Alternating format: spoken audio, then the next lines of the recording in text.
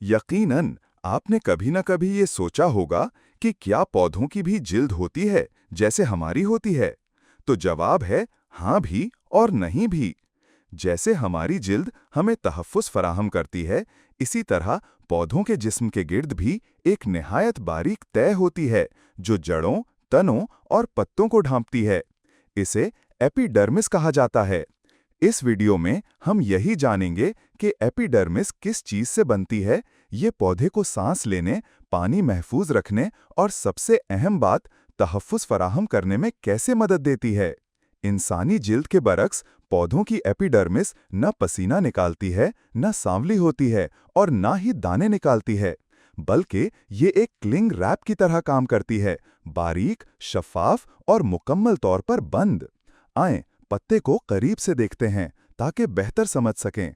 जब हम पत्ते को जूम करते हैं तो हमें खुलियात की कई तहें नजर आती हैं, मगर इस वीडियो में हम सिर्फ सबसे ऊपर और सबसे नीचे की तह यानी ऊपरी एपिडर्मिस और निचली एपिडर्मिस पर तवज्जो देंगे।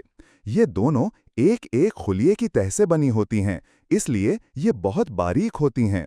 ये खुलिये शफ़ाफ, कलरलेस होते हैं। तो फिर पौधे को सब्ज रंग कहाँ से मिलता है? इसका जवाब है मेसोफिल खुलियात। ये खुलियात एपिडर्मिस के दरमियान मौजूद होते हैं और इनमें क्लोरोप्लास्ट भरे होते हैं जो सब्ज रंग पैदा करते हैं, बिल्कुल वैसे जैसे साफ शीशे से बाहर के सब्ज मनाजिर चमकते हैं। अब बात करते हैं लकड़ी वाले तनों की, जो भूरे क्यों होते हैं। दरअसल पौधे के पुराने हिस्सों में एपिडर्मिस की जगह एक नई परत आ जाती है जिसे कॉर्क कहा जाता है। इस पर हम किसी और वीडियो में तफसील से बात करेंगे। अब चलते हैं एपिडर्मिस के मुकम्मल तौर पर बंद होने के मफहूम की तरफ। एपिडर्मिस के खुलियात चपटे होते हैं, बिल्कुल वैसे जैसे बाथरूम की दीवार पर टाइल्स लगी हों। ये एक दूसरे के साथ ऐसे जुड़े होते हैं कि इनके दरमियान कोई खला बाकी नहीं रहता। यही सख्त बंदिश निहायत ज़रूरी है। ये पानी को बंद रखती है, फंगस जैसे नुकसानदेह जरासीम को अंदर नहीं आने देती और पौधे को जिस्मानी नुकसान से बचाती है। अब सोचें, अगर खुलियात गोल होते जैसे मार्बल्स तो इनके दरमियान हमेशा खला रह जाता जो पौधे की हिफाजत को कमज़ोर कर देता। मगर सवाल ये पैदा होता है कि अगर एपिडर्मिस इतनी बंद है तो पौधा सांस कैसे लेता है, यानी कार्बन डाइऑक्साइड अंदर और ऑक्सीजन बाहर कैसे जाती है।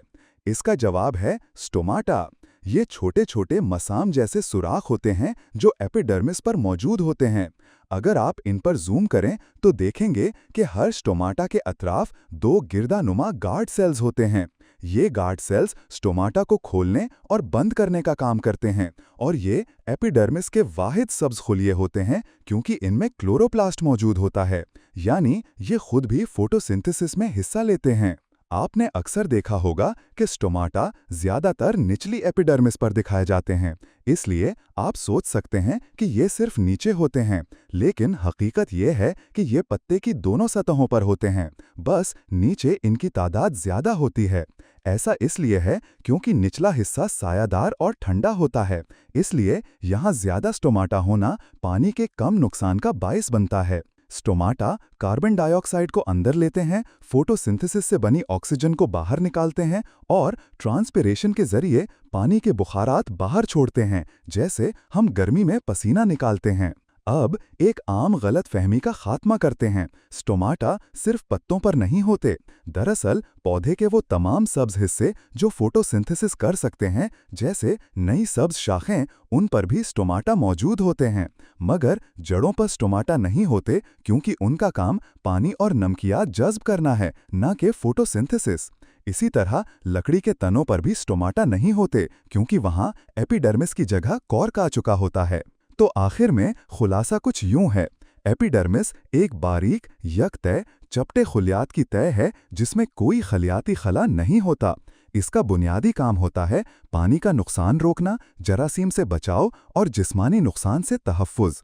इसमें मौजूद स्टोमाटा गैसों के तबादले और पानी के बुखारात के इखराज को कंट्रोल करते हैं और ये गार्ड सेल्स की मदद से खुलते बंद होते हैं। गार्ड सेल्स सब्ज रंग के होते हैं और फोटोसिंथेसिस में हिस्सा लेते हैं। तो देखा जाए तो पौधे की जिल्द भी हमारी जिल्द की तरह निहायत पेचीदा और अहम है।